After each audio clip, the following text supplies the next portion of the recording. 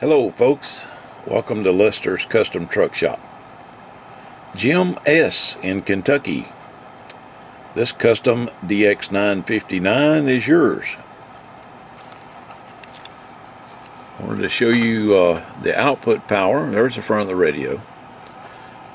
It's been cooking all night and with no problems.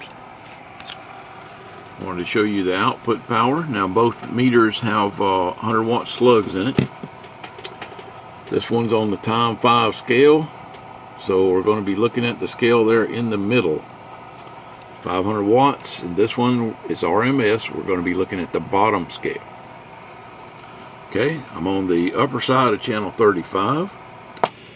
Audio, hello, audio, 1 2 3 3 2 1, audio. You can see it's got plenty of power. And audio, drawing about 33 amps. Really putting a strain on my power supply. But audio, got lots of juice. Alright, now let's try AM.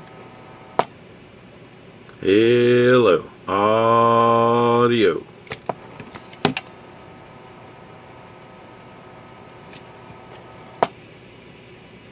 That's RF power all the way up. Audio. Okay. Let me switch back over to upper sideband because I think I had the power turned down there. Audio. No, I guess I didn't. Okay.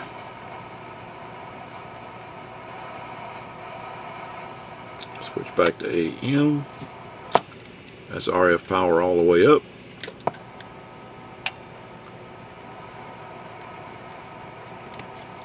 That's RF power all the way down.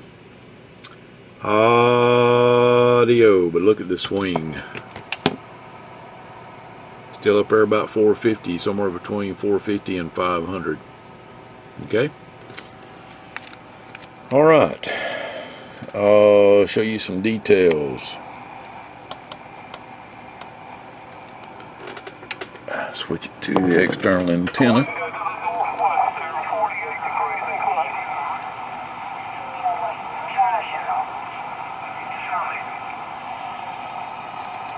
Well, we got some England DX coming in.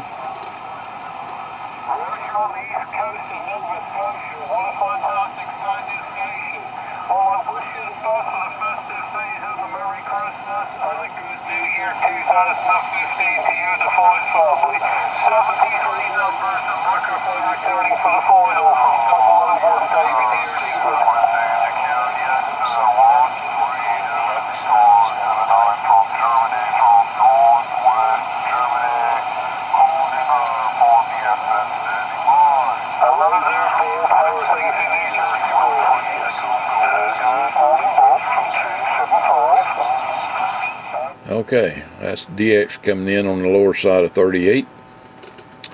Some of the features I wanted to show you. Squelch scan.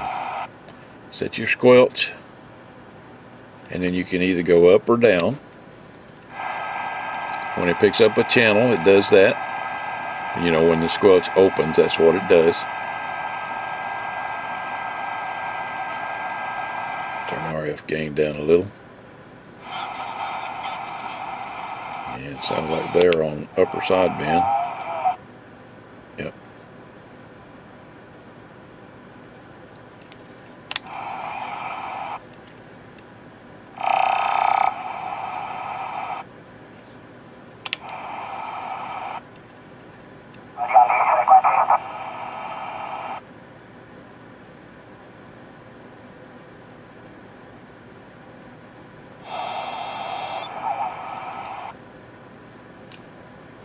And it'll also scan down. This feature is called squelch scan because it works off of the squelch.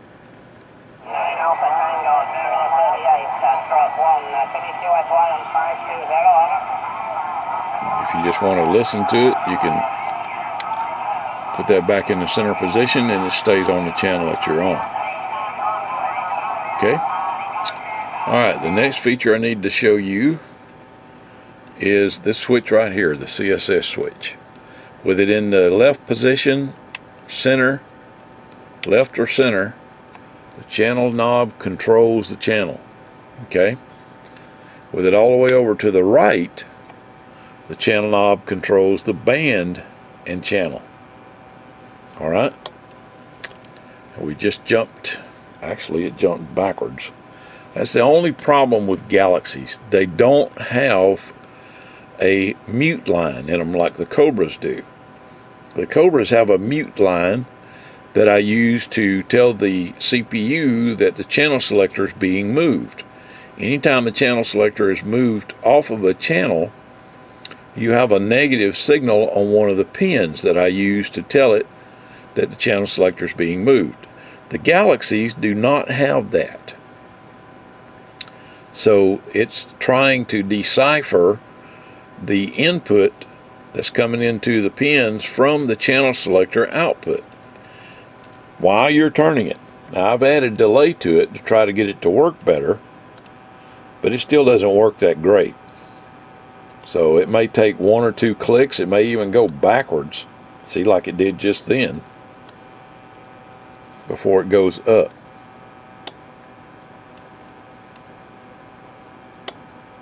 Now, the faster you turn it, of course, the better it works. Okay? Because there's not that much delay and there's not that much play in between the positions on the channel selector. If you're turning it fast like that, it says it doesn't have time to interpret the in-between makes and breaks of the contacts on the channel switch. So just remember that. Okay, there's your lowest frequency. There's your highest. Alright. Well, let's see. Upper side band, let's scan down.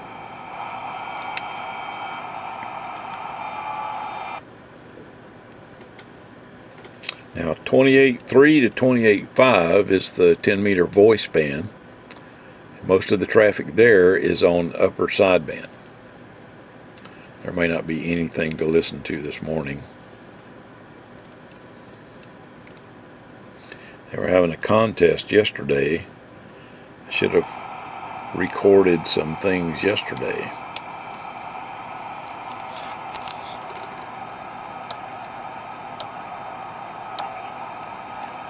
There's a little bit.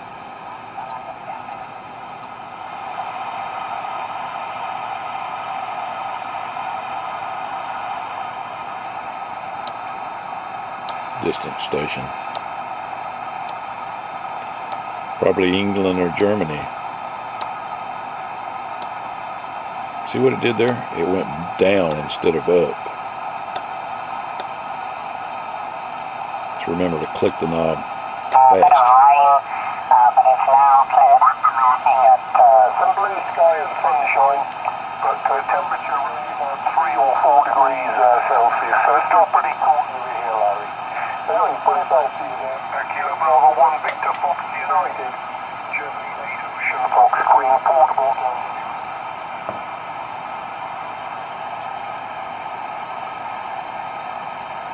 So, anyway.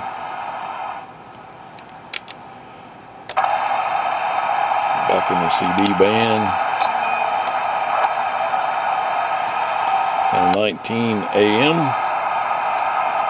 19's always noisy. Alright, last but not least, see this switch here that used to be the Roger beep? This now controls your amplifier, your SX350, okay, Magnum amp. With it on, with the amp on, the little amp light will come on green, okay? Push it in again, you see the amp light goes off. That means your amplifier is off and you're working just off the radio. Now this radio does about 35 to 40 watts peak without the amp. And with the amplifier, it does, well over 350 peak. That's peak power, okay? RMS power is a little over 100, about I'd say 110, 120, somewhere in there, RMS, at full RF power on sideband, okay, with the amp on. All right, well, I think that's about it. Pretty much showed you everything. Let's see, am I still on the external antenna? Yeah.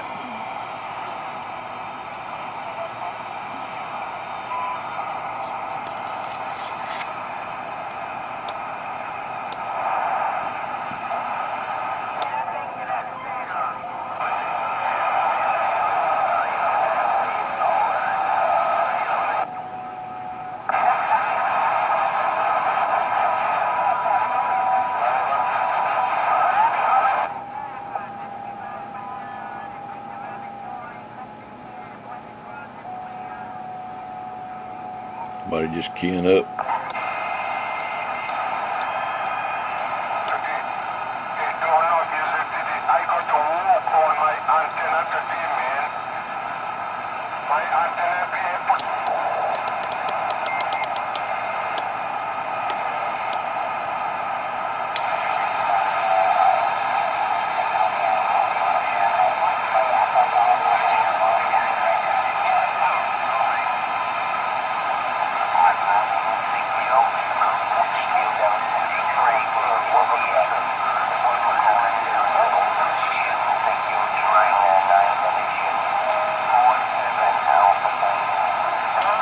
Anyway, Jim, I certainly hope that you enjoy the radio.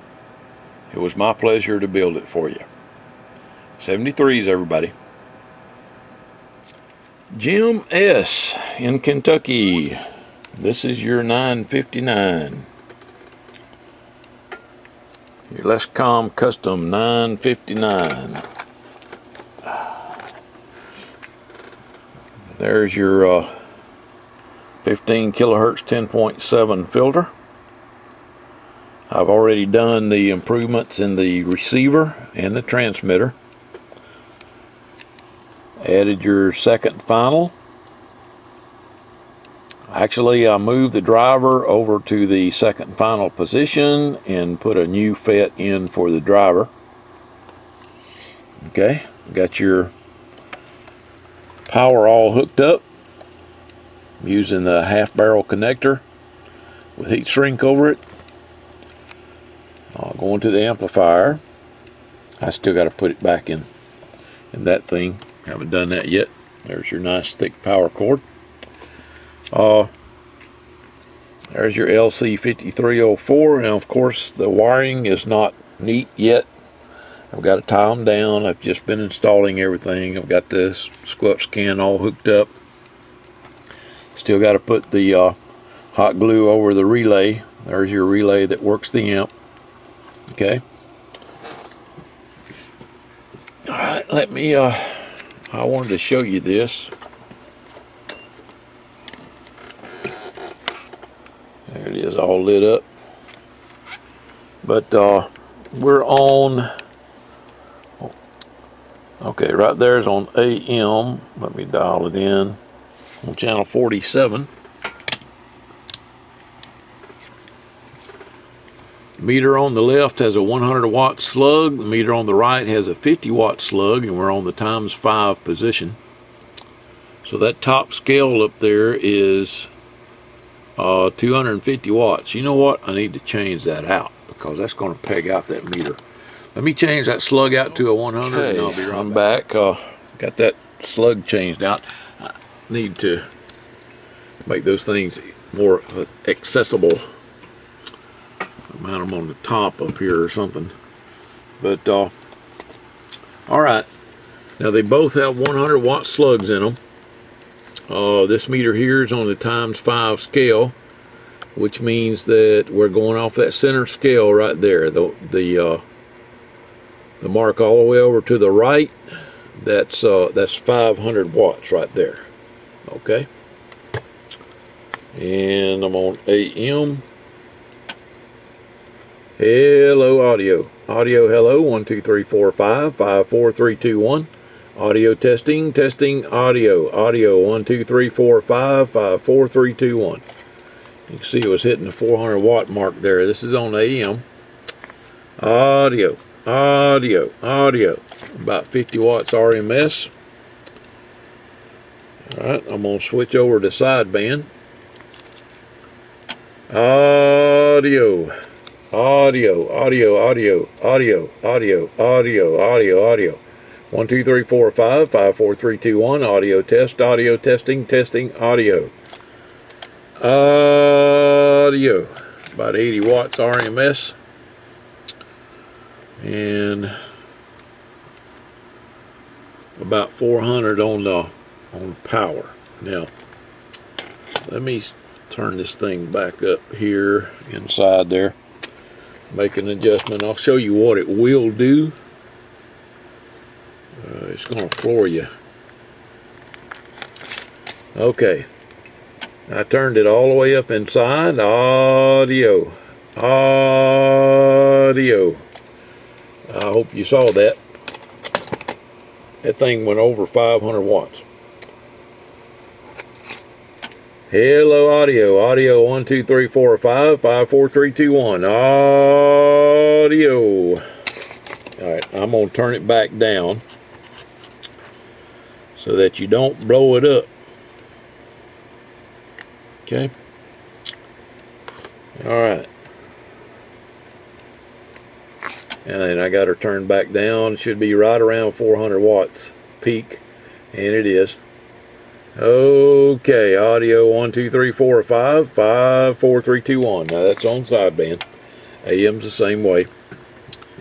But, you know, if I don't turn it down like that, there's a good chance that you'll blow out the finals in the amplifier and maybe even the radio. So, with it set like it is, with the sideband power and the AM power set like they are, you should never blow out anything. And you'll still peak about 400 watts. Okay? Alright. I'll be back. Okay, Jim. One last look at the inside of your radio before I close it up. There's your 4700 microfarad buffer and the 10 amp protection diode. And I did beef up the runs with solder on the bottom of the board. There's your relay for your amp. Put the hot glue on it to protect the connections and also help hold it in place. There's the 4700 microfarad buffer, and I guess you would call it storage cap for the voltage regulator. When you hit those peaks, you know, it takes a little more current, and the cap will discharge when the voltage falls below what it's charged up to, giving a little more current to the circuit. Okay, there's your there's your SX350. Been installing RFX150s and Cobras and stuff. Now, I did not use the cable keeper because it works better if I push the cables towards the front when I put the cover on there. With a cable keeper like that, it tries to pile all the cables right here in this area, and I don't want to do that. I want them to go towards the front, so I loosened the cable keeper. I've been doing that, and I've been forgetting to show folks that. Okay, LC5304NX. Nice extras. That's what somebody called it. Nice extras. Okay, getting ready to button her up. It's been on all night with the covers just sitting on it, and everything's working fine. I'm going to put the covers on it and go through an operational check. I'll be back.